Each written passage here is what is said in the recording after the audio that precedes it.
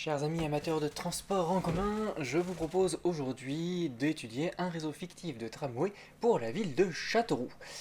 Alors, Châteauroux, c'est un réseau, c'est une ville qui n'a pas eu de tramway, ou alors pas vraiment un réseau urbain, il y a eu de mémoire un petit réseau plutôt des tramways de l'Indre, donc qui était à la fois urbain et périurbain. Mais bon, on va pas forcément trop en parler car c'est pas l'objet de la vidéo.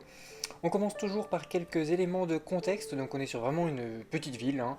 Population municipale 42 000 habitants, quasiment 43 000 en baisse, et dans une unité urbaine qui en fait 60 000, donc vraiment pas très très grand, c'est l'une des plus petites préfectures je crois de la région Centre-Val de Loire. Donc voilà, c'est pas forcément une très grande ville qui s'appelle quand même la communauté de communes d'agglomération pour le coup, Châteauroux Métropole, c'est un peu pompeux et on voit encore une fois le marketing territorial, 14 communes, et dedans on a voilà, Châteauroux qui est vraiment assez grand, et puis sinon on est sur des toutes petites communes, et c'est tout ce qui est intéressant à voir en termes de statistiques pour le moment. Alors, ce que je vous propose ici pour cette ville-là, comme on est sur une petite ville, hein, après on a bien fait 4 lignes de tramway à Chartres aussi, ici on passe sur 4 lignes. Je ne vais pas aller regarder non plus le réseau de transport en commun parce que le réseau de bus qu'il y a actuellement, donc il est assez anecdotique, hein, bien évidemment. Mais il reprend grosso modo les tracés des lignes de tram que j'ai proposées ici en un petit peu plus biscornu, puisque comme on fait du tram, eh bien, j'ai un peu simplifié comment dire, les tracés des lignes. Ce que vous pouvez voir sur ce plan déjà à très haute échelle, eh bien, c'est que on couvre pas mal avec 4 lignes toute l'agglomération quasiment, hein. Vous voyez, il n'y a pas grand chose qui autour, hein, il n'y a pas de petites villes qui feraient 10 000 habitants autour, et là on est vraiment sur quasiment l'ensemble de l'agglo. Il y a quelques zones pardon, qui passent au travers, mais ici on est plutôt sur une zone industrielle, donc pas forcément hyper intéressant d'aller y mettre du tram. On est, et puis sur toutes les zones, aux autres zones, en vrai, voilà, il n'y a pas mille intérêts à aller mettre du tramway. On aurait pu aller en mettre quand même ici jusqu'à la FPA, mais peut-être une ligne de bus suffirait. Je pense que pour l'heure, c'est déjà pas mal pour une petite ville comme ça. Alors, donc un réseau en 4 lignes. La première, donc la ligne 1 ici, qui est, je crois, la plus longue. Ouais, ça se vaut avec la ligne 2. Ouais, c'est ça, ça fait une dizaine de kilomètres, ce qui est plutôt pas mal. Ce qu'on constate aussi, c'est que par rapport à des villes comme Reims ou Toulouse, hein, pour citer les réseaux qu'on a fait récemment, eh bien, on est sur des lignes quand même de moindre longueur. Le réseau au total doit comptabiliser, hop, si on sort de cette interface-là et on regarde le détail, on est sur 30 km, hein. C'est-à-dire dans une grande ville, par exemple, pour prendre une ville que je connais à peu près, Orléans ou même Tours, hein, qui aura bientôt deux lignes, on est sur des réseaux qui vont faire ou qui font à peu près cette longueur-là. Donc là, 30 km de ligne de tram, une ligne 1 d'orientation, on va dire sud-ouest, et qui passe par le centre et qui va ensuite au sud-est, sur des tracés quand même plutôt faciles, hein. Vous voyez, j'ai essayé d'aller au plus près, enfin sur des tracés les plus rectilignes possibles. Donc là, on vient de desservir un grand centre commercial, une grande zone commerciale Cap Sud. Rien à voir avec ce qu'on peut voir dans d'autres villes, hein. On est quand même sur des centres commerciaux d'ampleur moyenne. C'est pour ça que même le nombre de stations, par exemple celle-ci, elle serait peut-être pas forcément justifiée. Ça serait un peu trop. Il y en aura peut-être une en trop ici aussi, hein. Mais voilà, ça permet tout à la fois de desservir cette zone commerciale ici et puis d'avoir par exemple ici un parking relais qui serait à la toute sortie de l'autoroute. Ensuite, on a un tracé relativement facile jusqu'au centre-ville, pas grand-chose à aller regarder entre les deux. Là, on a notre centre commercial. Ici, on n'a pas grand-chose. Là, on est sur de l'habitat plutôt pavillonnaire et on rencontre nos premiers quartiers plutôt d'habitats sociaux dans ce coin-là. Donc pareil, on passe pas forcément au sein du quartier parce que ça alourdirait vraiment le tracé, bien que ça aurait pu être possible ici avec des grandes courbes, mais bon, je préfère être plutôt en bordure, d'autant qu'on a un tout petit peu de densité ici aussi, très très léger, et puis surtout ça facilite l'insertion pour la suite. On poursuit ici sur des grands boulevards bien larges et on vient ensuite contourner un peu l'hypercentre qui se situe là. La gare est dans l'hypercentre, hein. mais ça se voit assez bien sur le maillage de rue, hein. Le centre historique, vous voyez, il est plutôt dans ce coin-là où on a des toutes petites rues bien alambiquées, très caractéristiques finalement de rues un peu plus médiévales. Et puis ici, on est sur une extension du centre-ville avec des rues un petit peu plus larges. Ça se voit aussi sur la taille des îlots urbains, hein, un petit peu, et puis des perspectives qui sont beaucoup plus droites et plus larges, qui ont dû être construites bien un petit peu après. Ici, donc, on vient faire un arrêt au niveau de la gare et ensuite on part direction le sud-est du coup, en parfaite ligne droite, donc en passant par-dessus les voies de chemin de fer et puis ici en desservant le pôle sportif à cet endroit-là. On a une petite usine ici, puis Pyrex, et puis la même logique que précédemment, aller jusqu'aux bordures de l'agglomération pour avoir par exemple un parking de rabattement. Et là encore, on a un centre commercial. Bah, toutes les villes se ressemblent, hein, on a toujours des centres commerciaux un peu ici, enfin un peu toujours en entrée de ville, comme ça, la France moche, comme certains l'ont appelé. Euh, on dessert aussi le stade de la ville, dont je ne connais pas forcément l'ampleur, mais pour connaître, voir un peu celui de Tours, c'est déjà plus grand que celui de Tours, donc j'imagine qu'ils ne sont pas en Régional 3. J'en sais rien, il y a certainement une activité ici d'importance, en tout cas il y a un stade qui peut être générateur de flux, et donc le desservir, ça, ça pourrait être intéressant. La ligne 2, justement, elle part de ce stade, donc on aurait deux lignes hein, ici. Au départ, je l'avais fait s'arrêter ici, mais bon, dans une logique de maillage, et c'était plus pertinent d'aller jusque-là. Peut-être pas d'aller jusqu'au bout et de doubler sur tout ce tronçon-là, ça aurait pas eu grand intérêt. La ligne 2, donc elle passe ici. On va avoir voilà, la desserte de quartier, donc on a des quartiers un peu plus denses ici. Ça reste de l'habitat, je pense, pavillonnaire, mais un peu plus densément réalisé. On a surtout un lycée à cet endroit-là. Et ensuite, on vient rejoindre le centre-ville. Hop, hop, hop, hop, hop, tac, une petite chicane ici. Alors, on aurait peut-être même pu aller tout droit, mais cette rue-là me semblait, comme elle est déjà en sens unique, ça me semblait plus pertinent de faire cette petite chicane et de passer par cette voie qui est un peu plus large quand même. On rejoint la ligne 1 ici au niveau de la gare, on fait des petits zigzags quand même, hein. Son profil à cette ligne 2 est un peu plus complexe, hein, vous voyez, notamment dans le centre-ville, mais par rapport à certaines lignes de tram qui ont été déjà réalisées en France, ça reste des profils plutôt favorables. On contourne le centre-ville ici, avec une station voilà, tout proche, hein. Et puis ensuite, on part vers le nord en ligne droite. Donc là, on a sur des quartiers d'habitat un tout petit peu plus dense que de l'habitat pavillonnaire, hein, de la maison mitoyenne, quelques immeubles ici ou là. On a une clinique également, un lycée. Et puis si on monte, donc là, on est un petit peu dans une zone beaucoup moins dense.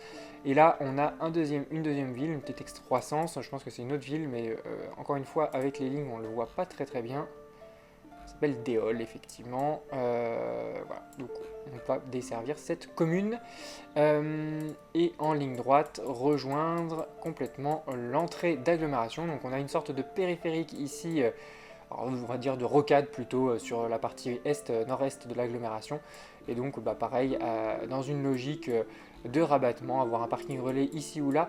Peut-être à cet endroit-là, parce qu'en fait on a en même temps ici, donc c'est une sorte d'aréna, c'est pas un zénith, hein, mais une sorte de grande salle de concert, etc. Donc grand équipement qui peut accueillir des voyageurs, enfin pas des voyageurs, des grands événements et pas mal de visiteurs. Et donc se servir par exemple de ce parking qui est inutilisé 99% du temps pour en faire un parking relais, je trouve pas ça si con. Donc avoir une station de tram à côté dans une logique de rabattement, c'est intéressant. On a aussi l'aéroport à côté, c'est pas voulu. C'est jamais voulu hein, la desserte d'aéroport, à part pour les très grands aéroports, hein, genre à Toulouse, à Nice, il y a déjà le tram, vous me direz. Voilà, dans les très très grands aéroports, la desserte en transport en commun est voulue, mais pour les petites villes, enfin, grosso modo en dehors de Paris, Marseille, Lyon, Nice, éventuellement Nantes et encore, je ne suis pas convaincu. Mais les autres aéroports, pour moi, ils n'ont pas beaucoup d'intérêt. Peut-être Bordeaux aussi, où on a déjà le tram d'ailleurs. Mais en dehors de ça, Toulouse aussi, hein, mais c'est plus pour l'industrie aéroportuaire du coup, à cet endroit-là. Mais voilà, en dehors de ces villes-là, finalement, les aéroports ont assez peu d'intérêt. Ils vivent très généralement grâce à des subventions publiques. J'ai en tête l'aéroport de Tours, encore une fois, parce que je connais bien cette ville, mais l'aéroport de Saint-Étienne, c'est la même chose, et je suppose qu'il y a bien d'autres exemples où l'argent public permet juste de conserver ces aéroports qui ne seraient pas du tout viables sans ça. Donc bref, tout ça pour dire que la desserte des aéroports en transport en commun en dehors des très grandes villes et des très grands aéroports français, donc ça se réduit à une poignée de 6-7 aéroports maximum, je trouve pas ça du tout pertinent. Donc là c'est complètement fortuit et ça clôt ce sujet. Voilà pour la ligne 2. Ensuite, ligne 3. Alors là on est plutôt sur une ligne d'orientation nord-ouest et sud, plein sud. L'idée c'était de mailler un peu le centre-ville, ne pas avoir un réseau complètement en étoile, un peu que dans la même logique que ce qu'on avait fait à Chartres il y a quelques mois. Donc ici, pareil, on vient en bordure d'agglomération dans une zone là sur l'avenue de Tours qui est quand même vraiment très très peu dense. Donc pareil, peut-être un parking relais ici. On est aussi pas très très loin d'une sortie de l'A20, donc ça pourrait être tout à fait intéressant. Et puis ensuite on pénètre gentiment dans la ville. On a ici un petit site universitaire, école supérieure du professorat et de l'éducation. Donc intéressant d'avoir une station de tram qui permette de relier cet équipement universitaire ici au centre-ville. Je ne sais pas combien il y a d'étudiants là-dessus, mais on est quand même sur une petite ville, donc il ne doit pas y avoir énormément d'étudiants non plus. Intérêt aussi qu'on a des résidences ici, peut-être un peu plus type logements sociaux aussi. Et puis quand on va un peu plus vers le centre-ville, on gagne un peu en densité grâce à des maisons mitoyennes. On a une petite place de village ici, donc une station c'est tout à fait pertinent. On traverse l'Indre. Donc là on est sur des zones un peu plus denses, avec des quartiers certainement nouvellement construits ou un peu plus récents je pense. En tout cas ça y ressemble un peu dans le type d'habitat. Faudrait voir. Donc là on a une IUT aussi, donc pareil une station de tram à côté, c'est pas inutile.